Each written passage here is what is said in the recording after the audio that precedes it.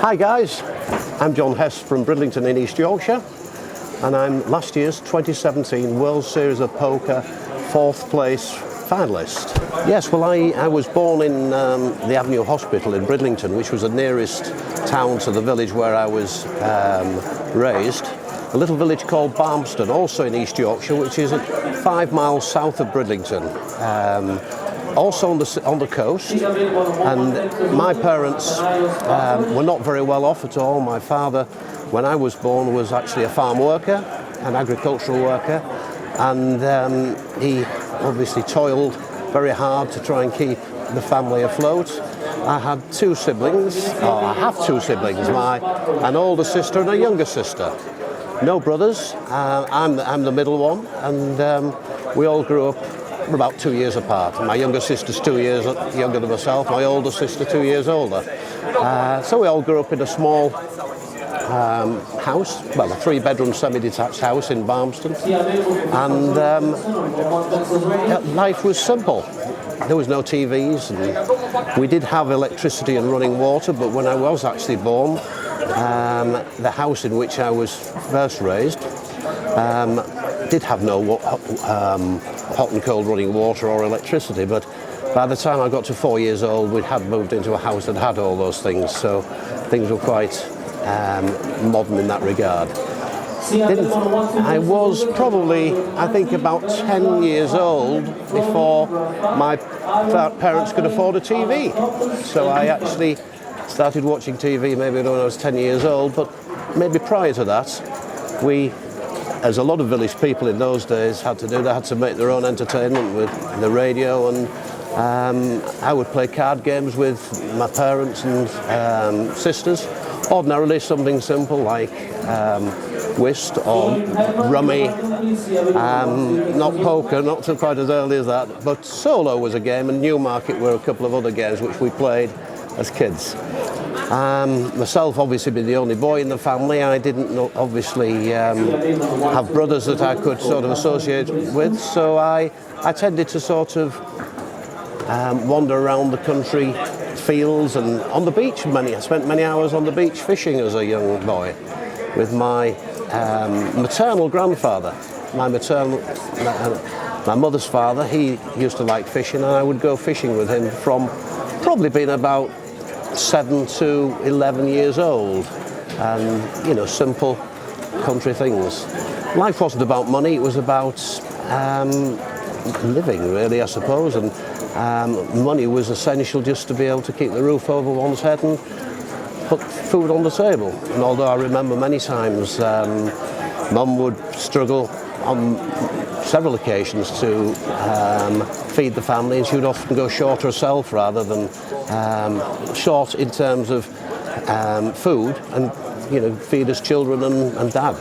But things got better as I got a bit older and Dad got a better job, and I probably got my first entrepreneurial side came out when I was about, I think I was either 10 or 11 years old when my father made me a barrow or cart, and because Barmston, where I actually was born and raised, was a seaside village, it was a holiday village, and there was on the seaside, on the seafront, there was a small caravan park. And when we're talking about caravans, we're talking about caravan vacation homes now, which were static and fixed.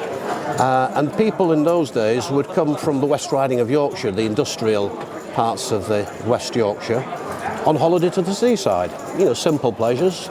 And in the sort of, you know, late 50s and early 1960s, not many people had cars. And those people who came from the industrial West Riding would arrive at Barmston on a bus. So they'd arrive with a family, Mum and Dad and probably 2 or 3 children, and the bus would actually stop probably about half a mile from the caravan park on the cliff top, because that's where the bus stop was. And I would go along on a Saturday, and every hour, the buses would arrive with people from the West Riding of Yorkshire, and they'd have heavy cases, and I would ask them if they wanted their cases carrying down to the caravan park. Most people would often ask me how far is it? And when I said it's about half a mile, they said yes. And they popped these cases on my cart, that's probably a good word, cart, and I would take it down to the seafront caravan park where they were staying for a week or so. And they would ordinarily pay me. I didn't have a fixed rate for this. People used to say, how much do you want? And I used to say, well, give me what you think is fair. And most people in those days would probably give me 2 shillings or thereabouts. 2 shillings, incidentally, nowadays is 10p, 10 pence. If I had a particularly generous customer, they would give me half a crown. Half a crown, that was 2 and 6pence. This is in the old money, pre-decimalisation days. Half a crown was actually 12 and a half pence, which was a good day. So on a Saturday, I would probably be able to earn perhaps as much as 10 shillings or 50 pence in today's money. And I used to take the money home, and I would often give Mum some, and it would help her supplement the weekly household expenses. But I was able to keep some, and in fact, it was Mum that took me down to the local post office after that event, and I opened my first bank account at the local post office. So I had a post office bank account, I think, when I was 10 years old, for the proceeds of my endeavours. So that was my first experience of self-employment. And then a couple of years later, I took on what was actually then the franchise. I was 12. And I was the youngest franchisee that had ever been in the village of a local daily paper which was to be distributed around the village. The paper was called the Hull Daily Mail. Well, of course, Hull is the nearest big city to Barmston and Bridlington. So residents in Bridlington and Barmston would ordinarily read the local Hull Daily Mail. And so I had the franchise for supplying and delivering these newspapers. I had approximately 35 to deliver. So when I'd come home from school, I'd get the newspapers would actually be delivered on the same bus as I came home from school.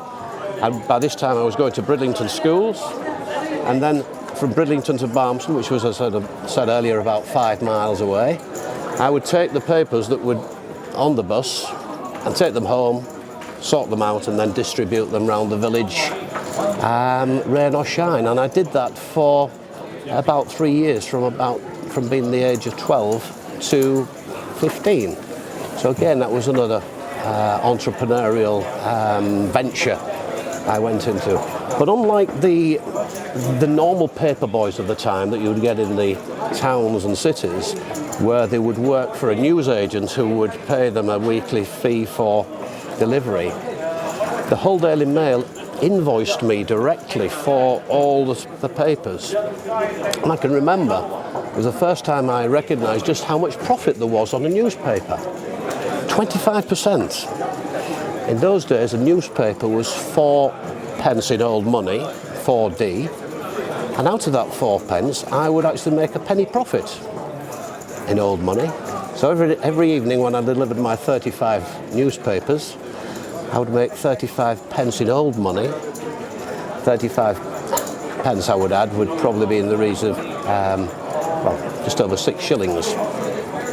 And for the time, although it doesn't seem a lot of money, in the sort of early to mid 1960s, it was quite a lot of money with that. So I was quite well off as a teenager in that regard. So that was 2 entrepreneurial ventures I got involved with in my local area. During my early teenage years, I actually started to get involved a little bit with playing at the local, playing whist. I don't know, have you heard of the game of whist? Well, I would go to the local military whist drive every Friday evening and play with a friend of mine at the game. It was a game where you played, there was 4 of you on a table and you played in pairs. And of course, whist is probably quite a common game, similar to solo and that. And I would enjoy playing whist on a Friday evening. that would probably be my earliest, what should we say, outgoing card playing days. I then obviously went on to secondary school. I enjoyed, if you like, you're probably a normal average sort of secondary school life. In fact, when I actually went to my original local village school, which was a little village called Lisset County Primary School, had 2 classrooms and a total of between 50 and 60 children. Very small school. And there was 2 classes, and we used to say in our kids, there was the big class and the little class. Children would go there at 5 or thereabouts, and from 5 to 8 years old, they would be in the little class, infants or juniors now. And then with 8 years old, they would go into the big class, which would be up to 11. Well, again, you would probably be aware at that time that this country's education system was one where you sat at what was called an 11 plus, where you sat at 11 years old, you sat this exam to determine the status you should be placed in your higher education. I think you call it high school, we would call it secondary school. But, and I took my 11 plus and I didn't pass it.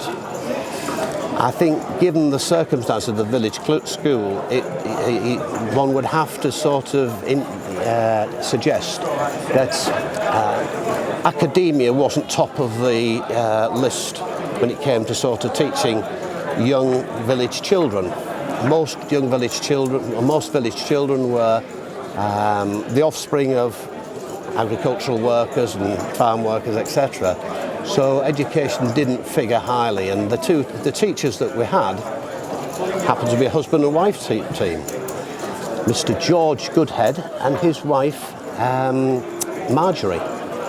When I first went to Lisset School when I was 5, Marjorie Goodhead wasn't married to the head teacher, George Goodhead, and they did actually marry, I think, when I was about 7 years old, and so it became a small village school run solely by a married couple, Mr. and Mrs. Goodhead.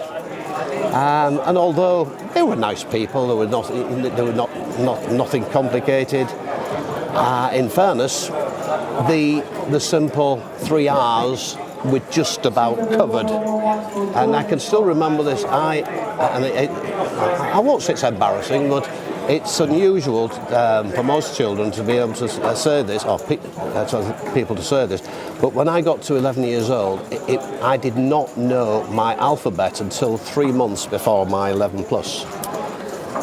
And that gives you some indication as to the level of value they put on children's academic standards. But I did manage to achieve quite a high ranking in the secondary school I went to, and in the first year I recognised clearly, after leaving Lisset School at age 11 and going to what was then the first year of the secondary modern school, St George's Secondary Modern School for Boys. This was so I was 11 years old. I left Lisset School and gone to the big school in the big town of Bridlington, and it was there that I obviously had my eyes open to probably a lot of things I'd not seen in village. Needless to say, although Bridlington wasn't in any way, shape or form like one of the poorer elements of inner cities, it did have its elements where they were probably a little bit questionable when it came down to sort of morality, let's use that expression. And I think in what I call the first year of my secondary years at school, I saw all sorts of different children. I saw how horrible children could be, and something that really, I suppose, struck home that how cruel children could be, especially if someone was a little bit different, or probably didn't look the same, or probably might have even been disabled. How some children could be so cruel and nasty towards these vulnerable, children. And I found that, certainly in the early stages of my life, sort of defending, if you like, these poor, unfortunate children who were a little bit different, sometimes a little bit odd. They may even mean a touch of autistic and things like that, which where today that it's sort of subdefined and spotted much earlier. But in those days, if someone was a little bit different, they got picked on, and I found that quite horrible. That boys who ordinarily would be quite normal could, when they got in a group, become quite nasty and horrible. And that was something I was never part of. I was probably one of the few that would stand out and say, hang on lads, leave him alone, and all this sort of thing. And even to this day, I still find it difficult to understand how children, and I'll say children, I'm not going to say boys, because girls can be equally as bad. They can become pack animals when they get together. And when it comes to, what shall we say, trying to show off in front of their friends who's the boss, who can smack this poor, unfortunate, disabled kid in the face hardest, without laughing. That sort of thing I found immensely disturbing. And to this day, I know it still goes on, although it's obviously much more talked about nowadays. But as an individual, I'd like to think that I was never part of that and never would want to be part of it, and would be on the side of the underdog, if you know what I mean. And so I carried on with my sort of school life at St George's Secondary Boys School, where I went into, which was Class 1A. And that was the second from the top stream in the school at that time. And I quickly found that education was completely different to what I'd been taught at Lisset Primary School. I found out that there was things like algebra and quadratic equations and various things like that, which of course was completely alien and never mentioned to me. But given the fact that I was exposed to these, I was a quick learner, and I learned very quickly about how to deal with things, and I was particularly good at maths. And in the first year of school, at the end of the year, I sat end of year or end of term exams, and as a result of that, I actually came top of the class and was then promoted, if you like, to the next, the highest ranking class for the following year. So in the following year, I actually had achieved the status of the highest level, which the highest level at that time became 2 upper. By this time, St George's Secondary Modern School for Boys had an adjoining school, St George's Secondary Modern School for Girls. By this time we'd got to 1965, or was it 64? 65. And it was decided by the education authorities that secondary schools in this country should be now combined, and you should mix boys and girls together. So in the second year, when I was 12 years old, I then became part of the top class with approximately 15 boys and 15 girls. So there we had it. So we went back to the mixed classes, and I again did very, very well in academic terms in the second year. By the time I got to the third year, I think they call it now, you have to take your options, you make decisions as to which direction you're going to go in your academic life.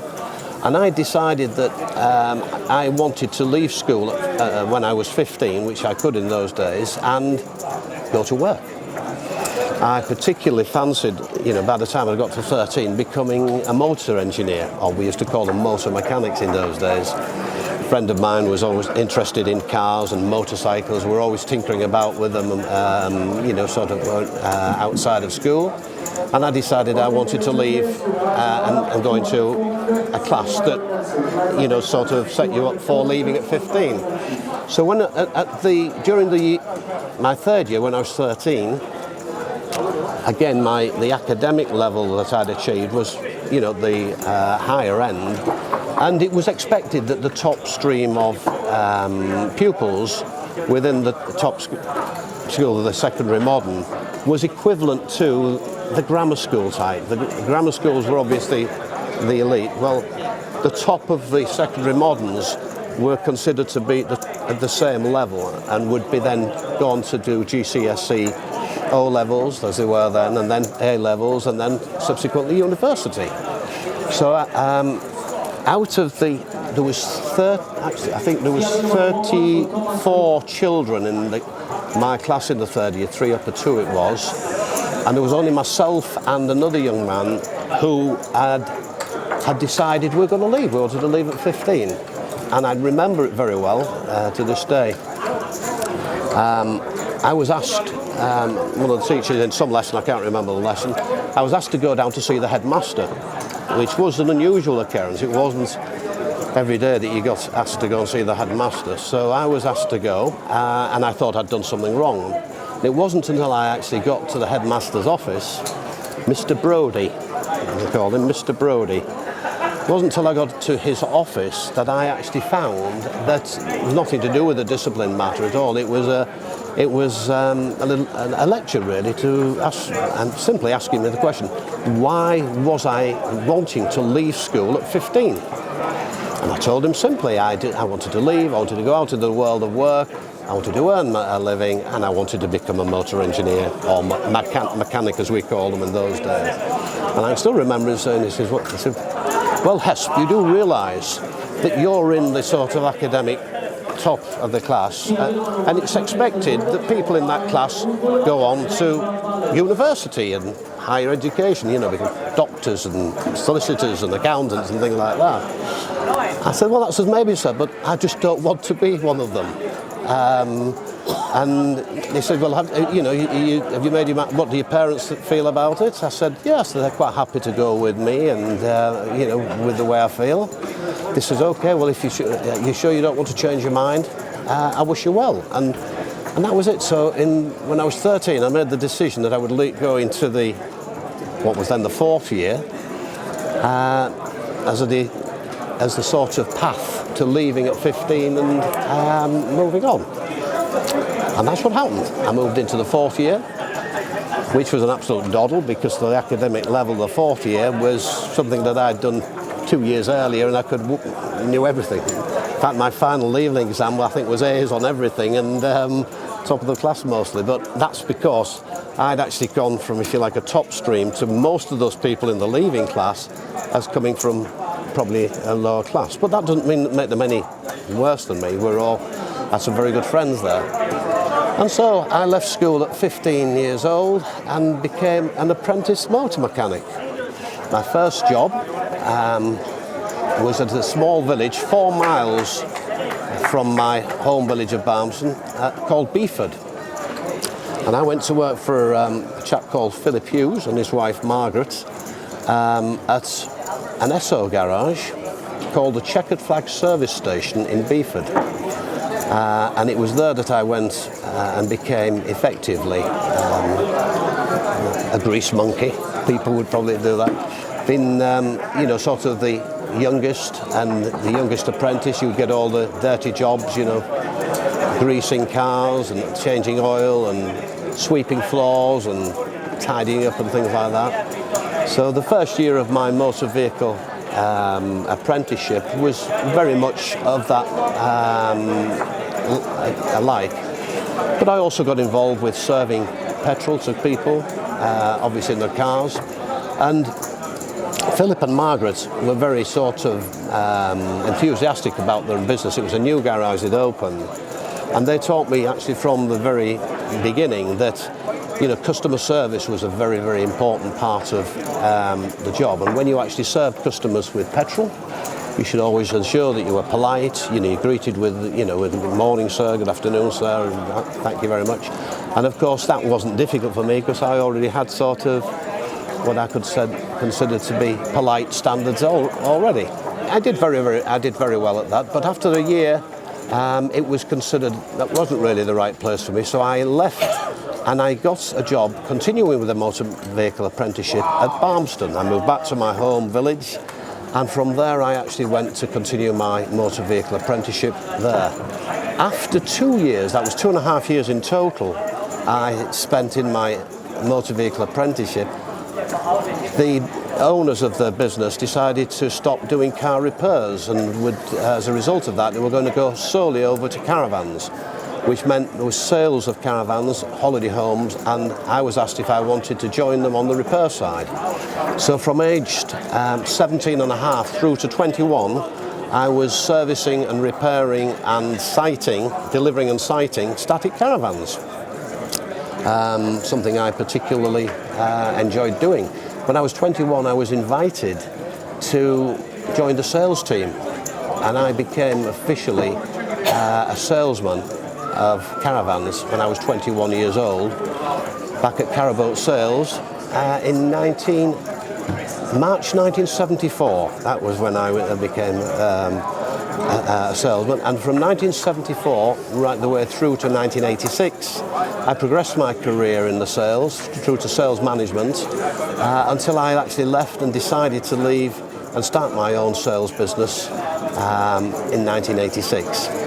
I resigned my position as sales manager after 17 and a half years with the company in the middle of October 86 and incorporated my new business, which was and still is Luxy Homes Limited. That was the incorporated company name, and started trading, buying and selling caravans from a place just outside our existing premises at Carnaby. From there, from 1986 through to 1990, we were at this small premises just outside Bridlington, and myself and my former business partner, Mr. Robert Booty, were then offered bigger premises by the local authority in Bridlington on Bessingby Industrial Estate, where we are to this date. Obviously, it's now going into the 33rd year, I think, in the 33rd year of trading, and I am now fortunately in a position to say that I've got a very good and strong management team who can look after my interests while I'm not around. And whilst I still go in 4 days a week, Monday to Thursday, I can relax a little bit knowing that the management team that I've sort of brought on through the years are able to run it for me. My business partner, who, rather strangely, I was only speaking to today on the phone, asked me if I would buy him out 5 years ago now. It's just 5 years we speak. He said, would he buy him out? So I bought out his shares, and I basically arranged for the management to take a greater involvement with it. And last year I actually sold 25% of my shareholding in the company to this management team who were looking after things for me. So as we speak, I still own 75% of the business, but I know that it's in good hands with the managers. So with that, I think I'm pretty comfortable coming to join you guys here for a few days, knowing that it's in safe hands. There's obviously a lot in between, but that's for the book.